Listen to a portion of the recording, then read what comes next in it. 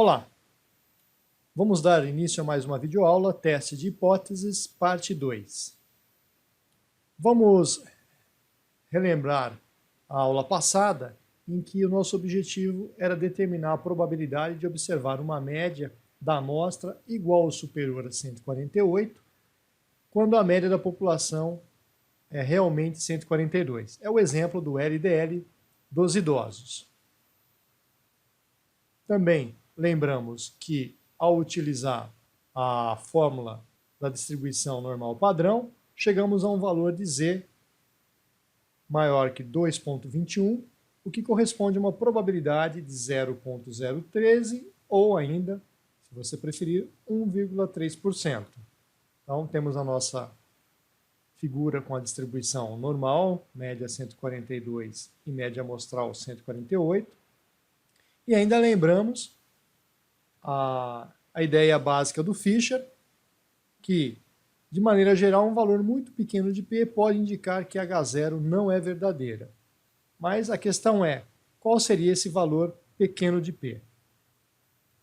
É nesse momento que nós vamos utilizar a teoria de Newman-Pearson, que é caracterizada pela escolha entre duas hipóteses, H0 e H1.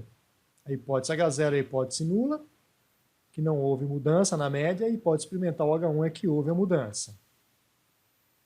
De forma geral, Newman e Pearson estabelecem um nível de significância chamado alfa, para que a hipótese nula seja rejeitada em favor da hipótese H1. Esse nível alfa é uma probabilidade, é a probabilidade de rejeitar H0 quando esta é verdadeira. Isso pode ocorrer, nós podemos fazer a rejeição de H0 e cometer um erro. Também, beta é a probabilidade de não rejeitar H0 quando esta é falsa. Também podemos cometer esse erro. São dois tipos de erro. Erro tipo 1 e o erro tipo 2.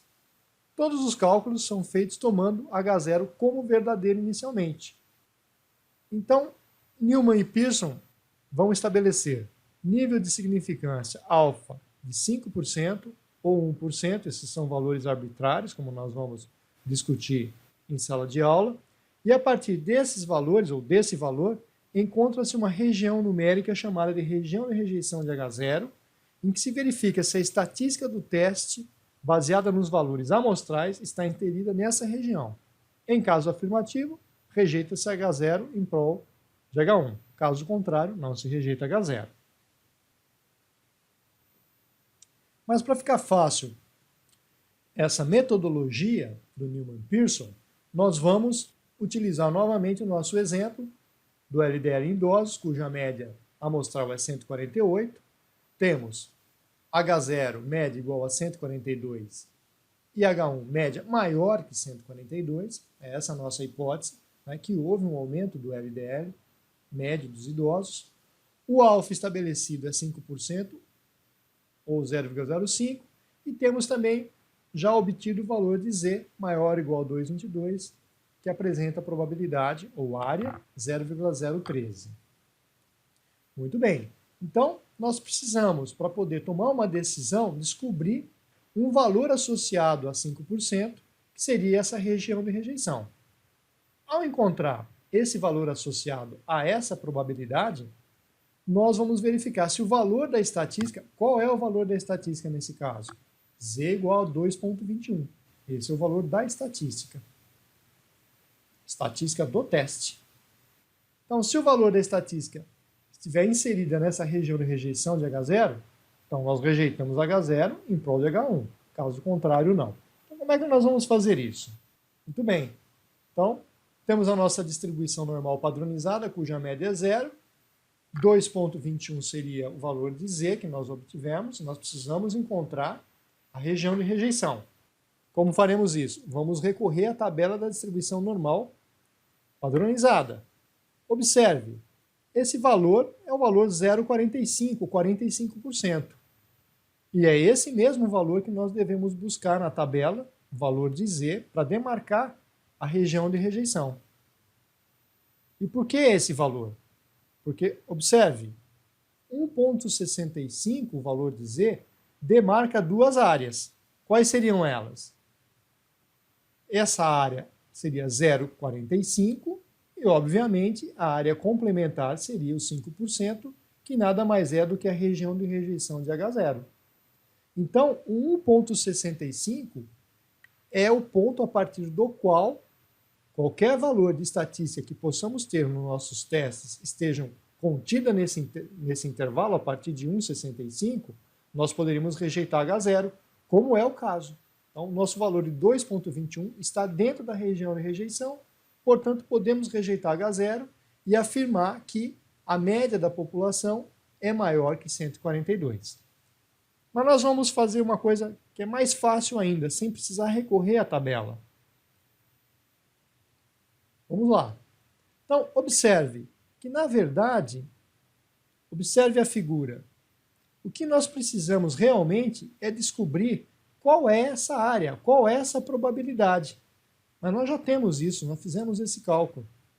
Veja, esse cálculo é o P 0,013, que vai ser comparado com o 0,05.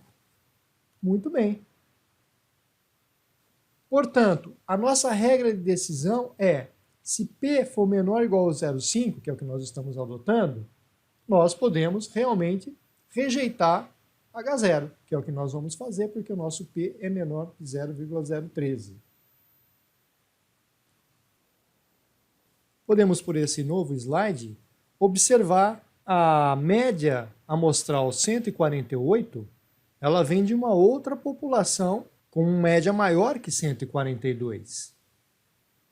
Essa ideia do Fischer de que uma probabilidade muito pequena de obter essa média amostral vindo de uma população com média igual a 142 é um indicativo que realmente ela não veio e ela é de outra população, pode ser vista por essa figura. Não é? Então veja, quem nos diz, quem nos confirma probabilisticamente essa afirmação é o valor de P, que é 1,3 e vai ser comparado com os níveis de significância, no caso, 5% que nós adotamos. Portanto, podemos sim rejeitar H0. Importante, muito importante. Alguém poderia perguntar, muito importante, porque não faz sentido dizer que a média da população é 148. Nós só podemos dizer para esse teste que está sendo feito que a média da população é maior que 142. Nós estamos tomando H1 como verdadeiro no momento. A média da população é maior que 142. Pode ser 143, 144, pode ser 148, pode ser 156 e assim por diante. Nós, por esse teste, não temos como dizer qual é o verdadeiro valor da população, mas sim que é maior que 142. Abraços.